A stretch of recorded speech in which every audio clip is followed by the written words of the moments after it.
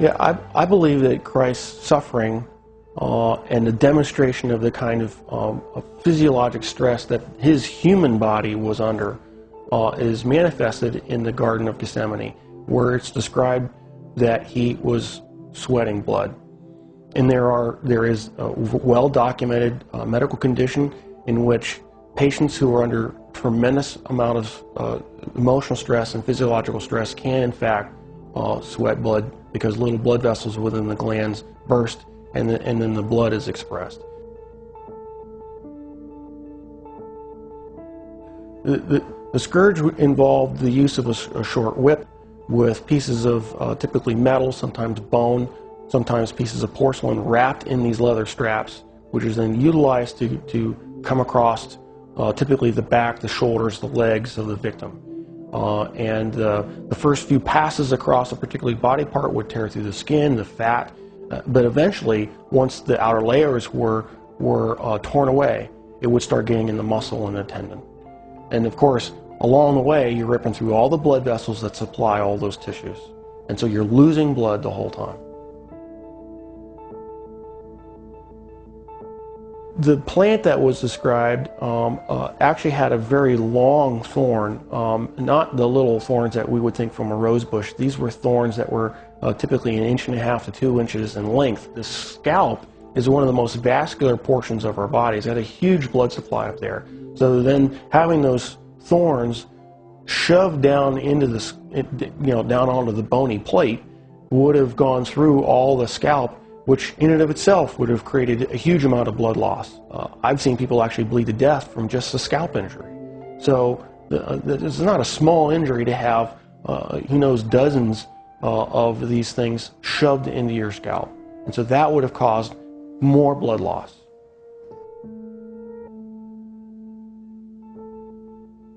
Typically, when a victim has to carry the cross, what has been described in the literature, in actual Roman literature, is they describe they carry the crossbar, and the crossbar is estimated alone was estimated to weigh about 110 pounds. And of course, if your arms are stuck out here, wrapped up on the crossbar, and you fall down, you need help getting up. You just can't get up on your own, because there's no possible way without your arms to get up. So he would have needed help getting up. If he fell over, there's a good chance that he could have hit his chest, which then could account for the possibility of a cardiac injury.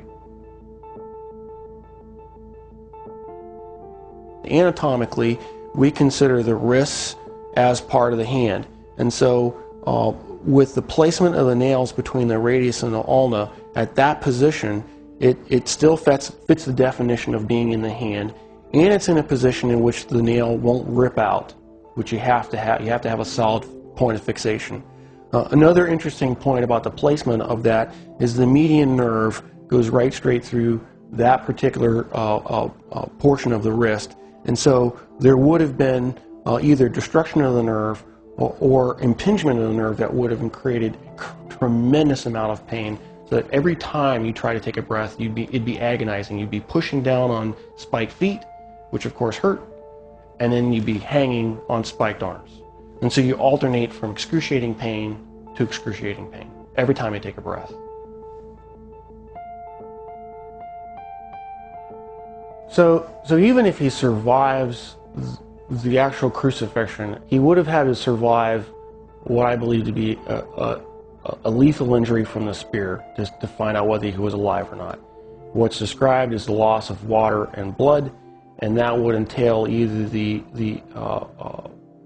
either pleural effusion or pericardial effusion, and the blood would have come from either pulmonary artery, pulmonary vein, the aorta or vena cava, or the heart itself. None of those injuries, unless you're treated immediately by a trauma surgeon like myself, with all the advanced equipment that we have, would be survivable after even a few minutes. Christ, as the Son of God, could have survived anything. He chose to manifest himself as a human at that point in time, and allowed himself to die. And being human at that point in time, he could not have survived this particular series of traumas. It's not possible. Christ as God could have survived anything they threw at him. But he chose to be Christ, the human, at that point in time, to die for our sins. And that given that self-limitation of remaining to be human, he died. He did not survive the event.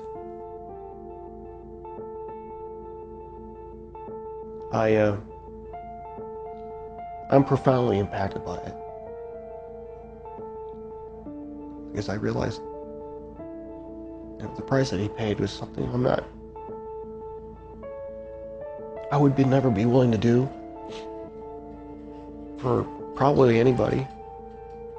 It's very difficult for me to even sing songs about the cross, even in worship.